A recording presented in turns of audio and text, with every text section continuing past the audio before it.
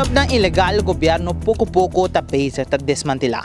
Nós está aqui na área de San Nicolás, para ser exacto, para riba de edifício que estava pertencendo na branch. Porque nós estamos na área aqui, passou durante o fim de semana, of minha bisa, para mim que semana acaba, se tem inspector junto com o Selimar, está drug basic de kaya na aqui na San Nicolás.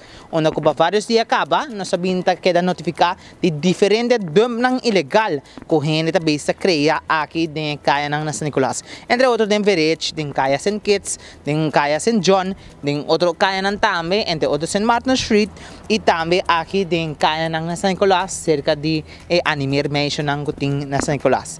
Para nossa surpresa, nós também tomamos nota que várias partes na aqui, já senti inspector acaba a começar sa akin ng limpi, pero tem parte na hina kuting basa sushi, mirando ko padia, nantabing ko bakin ni Selimar, nantabing ko diferente bobcat ng lante sushi na aqui, asin ng limpi, e nós tomamos nota também com net banan de fruteria, onde kung simang atrás nós sabing graba, onde ko casta para yena ko sushi, sushi na esse na começar a montar na pafori veterano baixi e nós o city inspector junto com Selimar a bincaba e assim sai na limpi.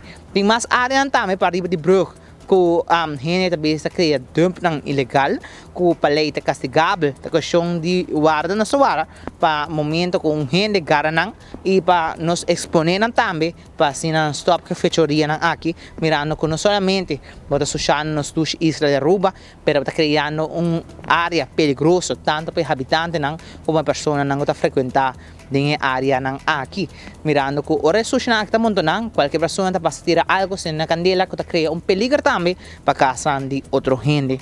I'm the Joshua Bryson para 24hora.com. No lubda con nos sa eprome de noticia.